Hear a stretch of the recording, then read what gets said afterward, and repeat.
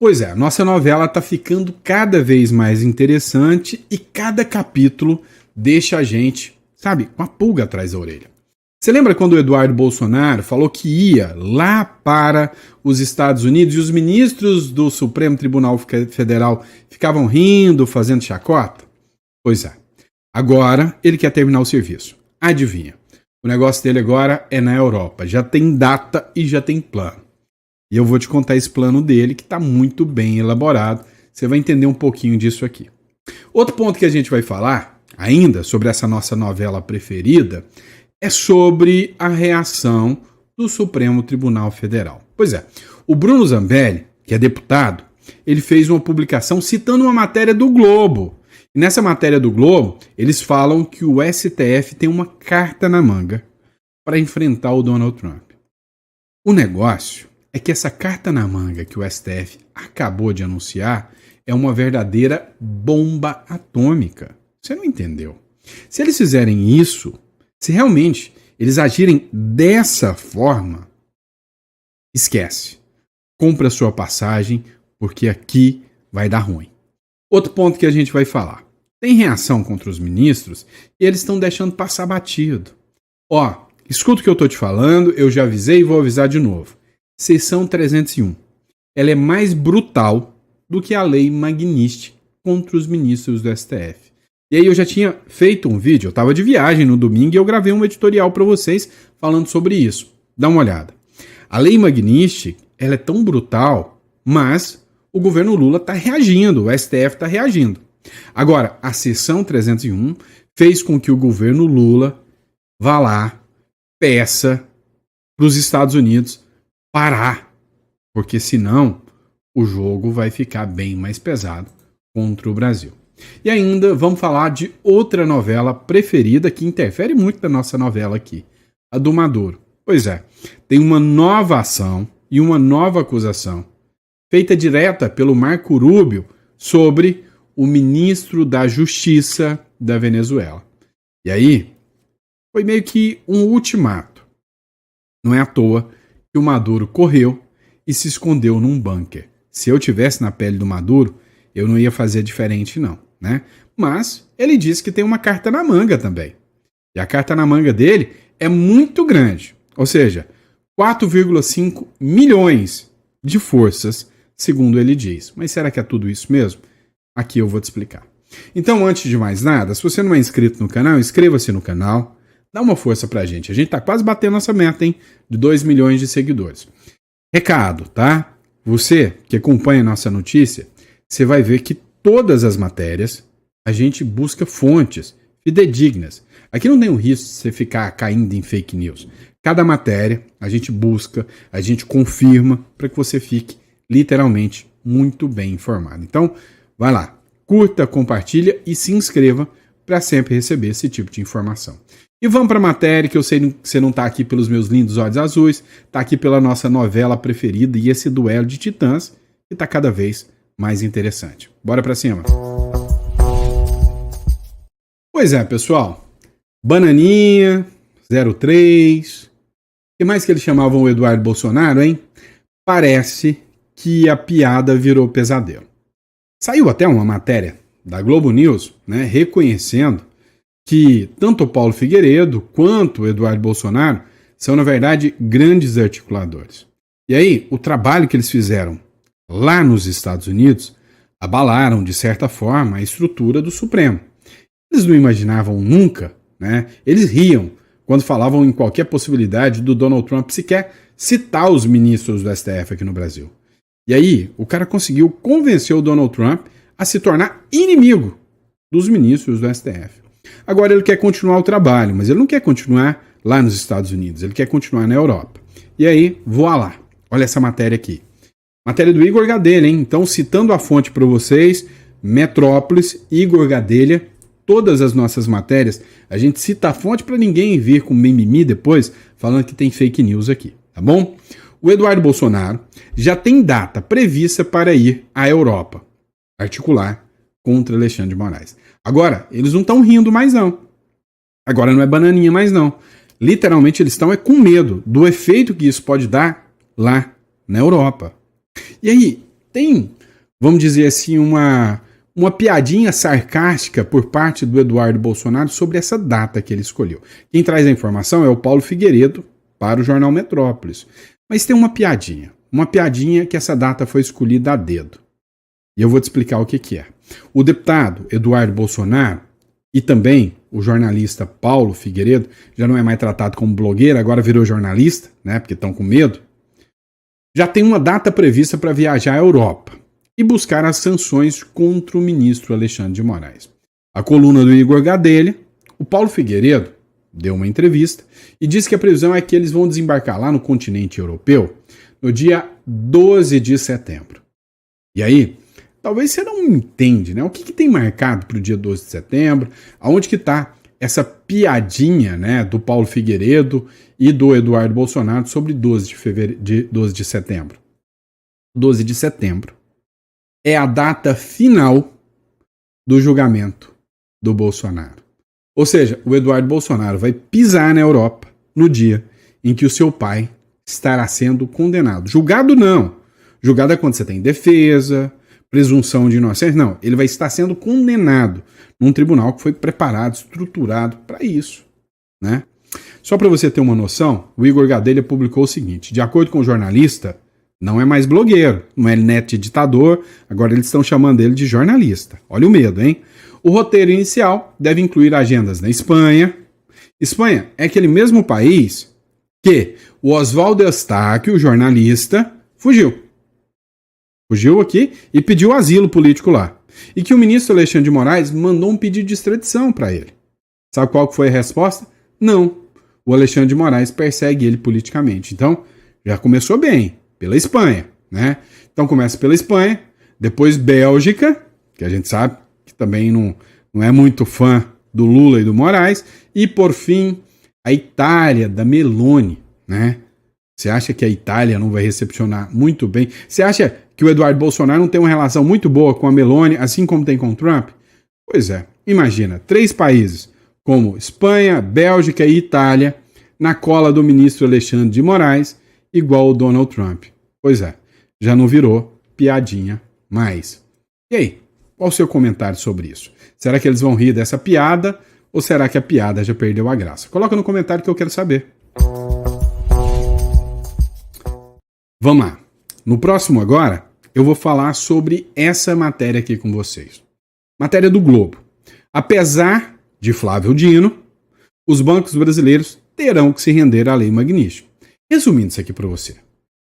Com ou sem decisão do Flávio Dino, a caneta do Flávio Dino acabou de entender que a carteira do Donald Trump é muito mais poderosa, muito mais forte do que a caneta do Flávio Dino. E aí, o temor que os bancos têm sobre a Magnitsky é muito maior. Dá uma olhada nessa matéria do Danúzio aqui que diz o seguinte: o temor sobre os efeitos da Magnitsky gera incerteza e ações de banco simplesmente despencaram. Ou seja, caíram a quase zero, né? Despencaram. Dá uma olhada. Ó, Bradesco caiu quase 3%. O Itaú, e eu tenho ação da Itaú, eu me lasquei nessa aqui. Santander, tá? Banco do Brasil, coitado de nós que investimos no Banco do Brasil, né? A BC4, que é a ABC Brasil, também despencou, né? Despencou menos, mas uma das mais afetadas aqui foi o próprio Bradesco. Agora, o que acontece? O sistema bancário brasileiro está enfrentando, né, incertezas depois da decisão do Flávio Dino. O diretor do Nubank, um dos diretores principais do Nubank, segundo o Danúzio anunciou aqui, tirou quase 2 bilhões do Nubank, vendeu as ações aqui do Brasil. É porque ele sabe o tamanho do buraco que pode acontecer aqui no Brasil. Agora, mesmo com um risco financeiro gigantesco, os ministros do STF não vão recuar nem 1 milímetro. O Alexandre de Moraes, ele deu uma entrevista lá no The New York Times. Você lembra disso? E disse, não vou recuar nem 1 milímetro. Aposta por quê? O Globo diz que eles têm uma carta na manga. Olha essa matéria do Globo aqui, que foi publicada pelo Bruno Zambelli. Após reação do Flávio Dino a Magnitsky, o STF guarda uma carta na manga em caso de escalada do Donald Trump. Pois é, segundo essa publicação, a próxima carta na manga do Supremo Tribunal Federal é muito mais grave e sombria do que só uma decisão do Flávio Dino. Há especulações, segundo essa matéria do Globo, né, da Malu Gaspar, que eles podem bloquear ativos ou contas de empresas americanas com interesse no Brasil. É da lapada de novo na Starlink, né? É da lapada na Wise, é da lapada num monte de instituições, PayPal, que funciona aqui, Microsoft, né? Tudo isso aí pode chegar aqui, WhatsApp, pode chegar aqui no brasileiro. E aí, você consegue imaginar o tamanho da retaliação que o Donald Trump faria se uma medida dessa acontecer? O tamanho da retaliação, o tamanho da provocação que é isso, se os ministros do STF realmente fizerem isso. Não sou eu que estou falando, tá aqui na fonte, ó, matéria do Globo, do Lauro Jardim, ou melhor, da Malu Gaspar, desculpa, para falar que depois eu não estou citando a fonte. Na prática, são 200 milhões de brasileiros que vão para a forca, vão ser o boi de piranha para salvar 11. Lembra da história do boi de piranha que eu te contei? Que eles sangram um boi, jogam no rio para todas as piranhas irem lá comer o boi. E aí a boiada passa? Pois é, aqui é o contrário. Eles sangram a boiada inteira, jogam a boiada no rio para as piranhas se fartarem ali e os 11 bois supremos passam enquanto a gente está aqui sangrando. Deu para você entender o tamanho da pancada? Vamos lá. O Poder 360 também fez uma publicação nesse sentido. A estratégia do STF para os Estados Unidos. Olha a doideira. Não, eu vou até ampliar para vocês lerem. A corte ergue a voz e resiste, esperando que os Estados Unidos concluam não avançar no confronto direto com o judiciário brasileiro. O André Marsiglia, que é um advogado, constitucionalista e comentarista político, ele disse o seguinte: a corte, o Supremo, erguer a voz, esperando que o judiciário, que o Donald Trump tenha medo de confrontar, que vai recuar, segundo o André Marsiglia, é a mesma coisa de você estar perdido na selva, tá andando no meio da selva, de repente se depara com um urso gigantesco e começa a gritar, achando que o urso vai sair correndo de medinho de você. É a mesma coisa. Ou melhor, vamos trazer aqui para as falas da própria Globo News.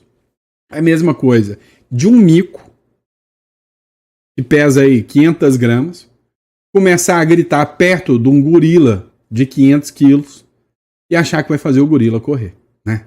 Piada. O gorila vai pisar em cima do mico e vai massacrar o mico. Literalmente é isso que está acontecendo, né? Literalmente é isso que vai acontecer. No próximo bloco, a gente vai falar de algo ainda mais grave do que poderia ser a Lei Magnitsky. Espera aí para você acompanhar. Bora lá, pessoal. Você está vendo que a Lei Magnitsky está chegando igual um trator. O Supremo não está recuando. O Lula está adorando, está achando o máximo, né, essa aplicação dessas sanções contra o Brasil, tarifaço. Só que tem uma coisa que o Lula não está achando o máximo. Por quê? Porque tem um efeito ainda mais devastador do que a Lei Magnitsky. Esse tipo de informação você não vê em qualquer lugar, não. Dá uma olhada. O governo Lula pediu aos Estados Unidos a revisão da investigação contra o Brasil. Até agora, toda hora que o Trump vai fazer, aumentou o tarifaço, cara, eles nem banaram o rabinho. Falaram, não vou conversar com o Trump, não vou recuar, estão atacando a minha soberania. Mas essa aqui, eles não ficaram nesse papinho de soberania, não. Eles, sinceramente, foram atrás. O Itamaraty solicitou que o governo Donald Trump reveja a investigação comercial contra o Brasil, que foi aberta, no mesmo contexto do tarifaço de 50%. Você precisa entender que eles não pediram a revisão do tarifaço, mas dessa investigação eles pediram. Pois é, aqui eu estou falando na seção 301, que muita gente está nem falando muito, mas você precisa entender. Uma pessoa que chamou a atenção, e eu sempre cito os créditos aqui, é uma moça que se chama Bárbara, do canal Te Atualizei. Ela fez uma publicação que realmente me fez refletir sobre as sanções da 301. Dá uma olhada nisso aqui. Né? Tá mais poderosa do que a bruxa do 71. É a sanção do 301. Dá uma olhada. Nada é tão ruim que não possa piorar. Até agora, essa frase foi muito bem utilizada contra a direita, né? Para a direita, nada estava tão ruim que não pudesse piorar. A gente só levava pau, né? Só pancada. Mas olha só, nessa publicação da Bárbara, ela escreveu: mas pela primeira vez em anos, eu não estou falando da situação da direita, não. Nada está tão ruim que não possa piorar para a próxima, para a própria esquerda. A gente falou com vocês, né? Que aqui, um vizinho nosso aqui, a galera lá da Bolívia, deu um chutinho no traseiro de 20 anos da turma socialista Left People da esquerda, que tomava conta de tudo.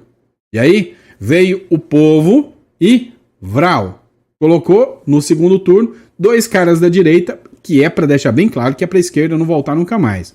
Já assustou. Agora, o Trump tá querendo pegar o Maduro pelo colarinho e mandar ele pro mesmo lugar que foi o Saddam Hussein. Pois é. Agora, tem outra coisa pior que tá pegando aqui dentro do Brasil. A sanção da seção 301. Dá uma olhada no que a Bárbara escreveu.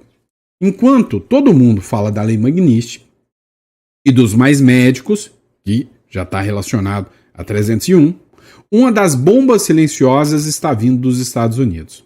A investigação da seção 301 contra os poderosos do Brasil. O que está em jogo para você entender? As sanções comerciais, bloqueio de contas, punições para quem sabotou investigações de corrupção, como a da Lava Jato. Opa, peraí, então vamos entender? A Lei Magnitsky, ela trata de violações dos direitos humanos, e aí as sanções são sanções políticas, né? São sanções que vêm com bloqueio de contas e tudo, mas são sanções políticas que expõem uma discussão meio sobre violação de direitos humanos. Aqui nós estamos falando de corrupção e crime pesado, que pode levar a gente para a cadeia. Adivinha? O STF está bem no centro disso. As decisões que anularam provas, soltam condenados e protegeram corruptos agora podem ter um preço alto a ser pago. E esse preço não vai ser pago em real não, meu irmão. Vai ser pago em dólar. Magnitsky. Matérias antigas, investigações censuradas e até compra milionária de imóveis no exterior já estão no radar. E se confirmarem, a Magnitsky vai morder forte. Mas não é só isso. Dá uma olhada no Mais Médicos. Não é sobre direitos humanos, é sobre liberdade. A acusação que se tem é literalmente de trabalho escravo para fomentar ditaduras. Você tem noção que se isso se confirmar, fala que o Brasil violava acordos comerciais para manter alianças com ditaduras utilizando de trabalho escravo? Caramba, o negócio vai pegar. Isso da cadeia. Os Mais Médicos foi a mão de obra escrava para sustentar ditaduras em pleno anos 2000. Nós literalmente financiamos a ditadura cubana através da exploração da mão de obra exportada por Cuba. Os ministros podem tentar até uma saída honrosa, mas se condenarem Bolsonaro antes de uma anistia, podem dizer adeus a viagens internacionais e até ao próprio dinheiro. Também vamos falar de censura, né? Enquanto eles tentam se salvar, querem regular as redes sociais. Ou seja, censura disfarçada de proteção, tirando dos pais o direito de educar os seus filhos e entregando o Estado no controle total. A pior ditadura é a ditadura do Poder Judiciário. Contra ela não há a quem recorrer. O Brasil vive uma ditadura do Judiciário. É por isso que nós precisamos estar informados e preparados, unir e resistir. E as informações da Bárbara foram interessantes pelo seguinte: como eu disse, a seção 301 ela vai buscar informações muito mais profundas do que a Lei Magnitsky. A Lei Magnitsky ela já foi utilizada, ela já foi sancionada e ela buscou ali literalmente, né, decisões que atentam contra liberdades do povo. Agora, a seção 301 ela vai buscar o seio da corrupção. Ela vai lá no Peru saber por que a turma da Lava Jato foi condenada no Peru, por que o Lula mandou buscar uma corrupta do Peru e quais são os elos de ligação que existem. Meu amigo, o tsunami está só começando. E você vai acompanhar em primeira mão tudo isso que está acontecendo, tá? Agora, no próximo bloco, a gente vai falar literalmente sobre os Estados Unidos entrando com um pé na porta e arrancando na marra gente que ele não gosta. Você quer ver? Vem comigo.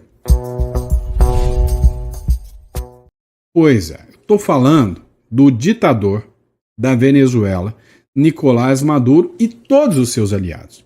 Os Estados Unidos já entenderam que não basta mais ficar naquele papinho, né, de vamos aqui impor sanções, vamos impor restrições comerciais. Não, os Estados Unidos viram que quando existe gente igual o governo brasileiro, ele financia essas ditaduras com os mais médicos, com construção de Porto de Mariel, ele compra petróleo da Rússia para financiar a guerra da Ucrânia. É isso que os Estados Unidos acusam. Eles sabem que você sanciona um país, mas ele acha um jeitinho de burlar aquilo. Agora, você tem que entender uma coisa. As sanções até que dá para desviar, mas bala não faz curva.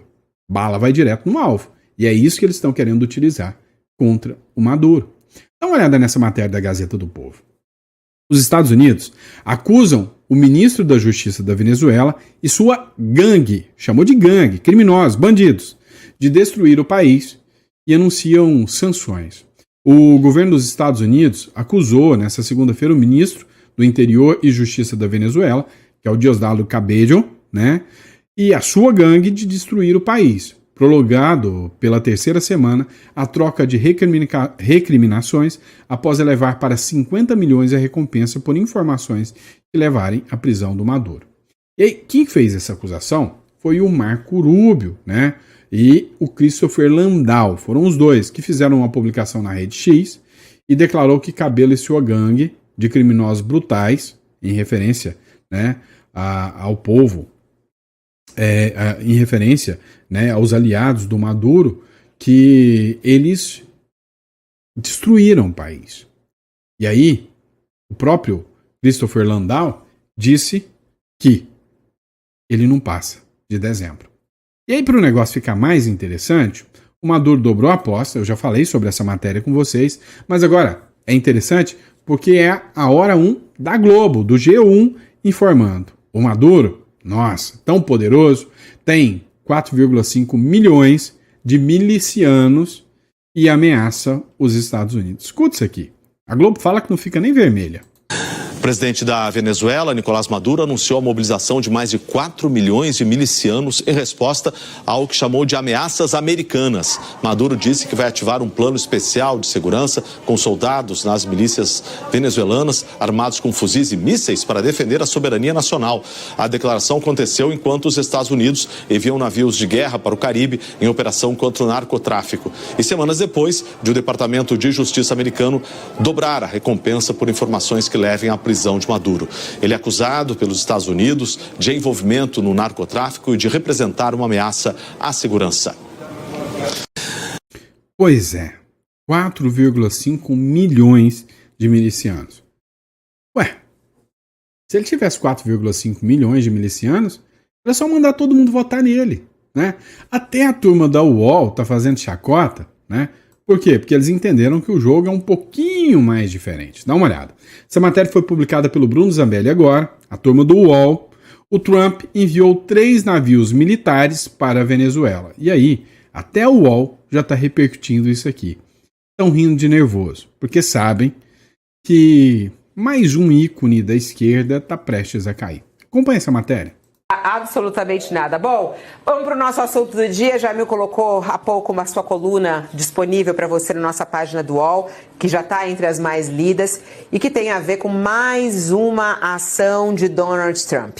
O presidente dos Estados Unidos mandou 3 navios militares para a costa da Venezuela. O governo Trump enviou para a costa da Venezuela 3 navios militares sob o argumento de que serão usados para lutar contra o tráfico de drogas em águas internacionais. E esse gesto acendeu um alerta entre os diplomatas, entre as diplomacias do Brasil e de diversos países latino-americanos. De acordo aí com algumas fontes, os barcos devem se aproximar da região até a noite desta quarta-feira. Queria que você relatasse para a gente sobre essa ação do governo de Donald Trump e por que ele faz isso, Jamil. Vamos lá, Fabíola, porque isso é extremamente importante e eu diria delicado. Desde o governo de Donald Trump, e o Sakamoto tem falado sobre isso, inclusive, há uma tentativa deliberada do governo americano de classificar os grupos de narcotráfico como grupos terroristas. Inclusive no Brasil, uma tentativa de pressionar o governo para qualificar, por exemplo, o PCC como um grupo terrorista. Lembrando que Cláudio Castro, governador do Rio, e Tarcísio, em São Paulo, e além, claro, do clã Bolsonaro, todos eles apoiam essa ideia de transformar, basicamente, o PCC num grupo terrorista. Eu apoio, e você? Você apoia isso aí? Né? Entre nós. Vamos falar isso aqui. Né? A gente sabe muito bem que a mídia hoje não apoia isso de jeito nenhum. Né? Pelo contrário. Depender deles, e dependeu, eles preferiam, né, que esses membros de facções mandassem no Brasil, fossem presidentes. Né? Agora o povo, cidadão de bem, está apoiando 100% o Donald Trump. Quem aí não quer ver a sua cidade segura? Quem aí não quer ver grupos milicianos, né, sendo condenados como tal? Pois é, meu amigo. O jogo está complicado, porque está difícil até para essa turma, né, da militância jornalística defender isso.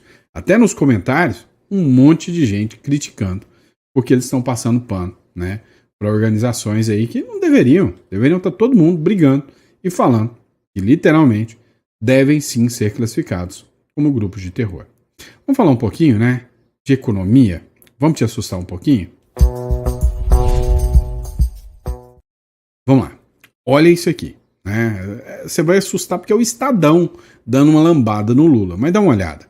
Os gastos não contabilizados na meta fiscal ao longo do governo Lula se aproximam de 390 bilhões. Não é mi de mico, não. É bi mesmo, tá? Evidenciam a fraqueza do arcabouço fiscal e explicam por que o país pratica juros tão altos. Vem cá, essa mesma mídia militante que ficou por anos e anos falando que era tudo culpa do Bolsonaro, que tudo era um problema do Bolsonaro, agora ficou tão feio que ninguém mais acredita nessa mídia, que eles estão tendo que falar a verdade e ninguém dá atenção para eles. Ninguém dá crédito para eles. A conta da desprestigiação fiscal, não é nem prestigiação fiscal, ficou justamente para quem? Para o brasileiro pagar. E a responsabilidade de quem? É de quem gasta muito mais. A recorrência com que o executivo apela a artimanhas para não ter de admitir a necessidade de mudar a meta, só desmoraliza a âncora fiscal. Moralizar o quê? Ninguém mais acredita no Brasil. Sabe, é uma gente que não tem um mínimo de vergonha na cara. Você quer um outro exemplo? Só para citar, fugindo da matéria um pouquinho, você viu o vídeo do Felca? Né? O vídeo do Felca. O Felca é um humorista que fez um vídeo muito conhecido e o vídeo viralizou, falando sobre adultização de crianças. A Damares já falou sobre o vídeo. A Leide Fontinelli já falou sobre o vídeo. Todo mundo da esquerda atacou a direita por causa dos vídeos que foram feitos. Agora o Felca faz a mesma denúncia. E adivinha? Eles aproveitam isso para fazer a regulamentação das redes sociais. Olha que doideira. Querem regulamentar. Porque ali o Felca denunciou que tinha um influenciador de esquerda, fez um né? Um influenciador de esquerda ali, que estavam adultizando as crianças. Então, nós precisamos regulamentar as redes sociais e tirar perfis, porque está chegando a adultização das crianças. Não, está chegando a eleição de 2026. Agora vem cá. É esta turma do PT que quer dizer para vocês que eles vão combater agora a adultização das crianças. Você viu essa matéria do Paulo Matias? Caiu aqui, ó. Dá uma olhada. O ex-tesoureiro do PT no Mato Grosso, foi preso. Por quê? De menores. Você sabe o que eu tô falando, né? Não vou falar isso aqui, não. Pode ter criança aí, mas de menores. Abusou, né? O ex-tesoureiro do PT, em Mato Grosso, foi preso na manhã desta segunda-feira em sua casa, no bairro Jardim Paulista, em Cuiabá. A ação ocorreu após a expedição de 2 mandatos judiciais, decorrente de sua condenação a 15 anos e 2 meses de prisão, em regime fechado pelos crimes de abuso sexual e vulnerável contra menores. Eu vou evitar falar aqui a palavra aqui. Uma das vítimas é sobrinha de sua ex-companheira, né? Então, assim, gente, essa gente que vai regulamentar as redes sociais porque estão defendendo a não adultização das crianças. Te convenceu? Não, né? Duvido. E é isso, pessoal. Obrigado pela confiança, pela credibilidade. Se você gostou do editorial, né, se as informações foram relevantes para você, coloca no comentário. Eu fiquei até o final. Gostei. Você pode me ajudar compartilhando também. Faz o seguinte. Pega aquela sua amiga petista, aquele seu amigo petista que é chato pra caramba, quem sabe esse vídeo pode converter ele, manda pra ele e fala, esse cara falou de você no final do vídeo. Só pra ele ficar com raiva mesmo, né? Pra ele assistir o vídeo inteiro, só pra ele chegar até o final e ver eu pedindo pra ele colocar que gostou no final, tá bom? Dá uma força compartilhando o vídeo aí. Outra questão também. Vamos entender que o Brasil tá passando por um momento difícil. Eu recomendo que você tenha um plano B pra tudo isso aqui. E aí, um plano B seria você ter uma residência fora. Imagina, o pessoal do 8 de janeiro, por exemplo. Se eles simplesmente tiveram numa manifestação que deu errado, ou aquela loucura, tiveram que fugir. Fugiram como clandestinos, como imigrantes ilegais. Alguns estão até presos na Argentina. Imagina se eles tivessem buscado uma residência fiscal fora, se eles tivessem um lugar para recorrer. Você deve ter acompanhado, né, que alguns países já até rejeitaram o pedido de extradição. Por quê? Porque essas pessoas são residentes de outros países. Então, se isso é interessante para você, você vai clicar aqui na descrição ou vai mandar uma mensagem aqui para o celular, tá? E a gente vai falar exatamente sobre como buscar a internacionalização. Hoje eu recomendo muito o Uruguai. Tá aqui na descrição. Um país rápido, barato, e você conseguir uma segunda residência e cá entre nós. Um país com índices de segurança jurídica, segurança pessoal, um lugar para cuidar e criar da sua família, com índices bem mais interessantes do que aqui o Brasil, tá bom? Só entrar em contato. Grande abraço e eu vejo vocês no próximo editorial. Grande abraço.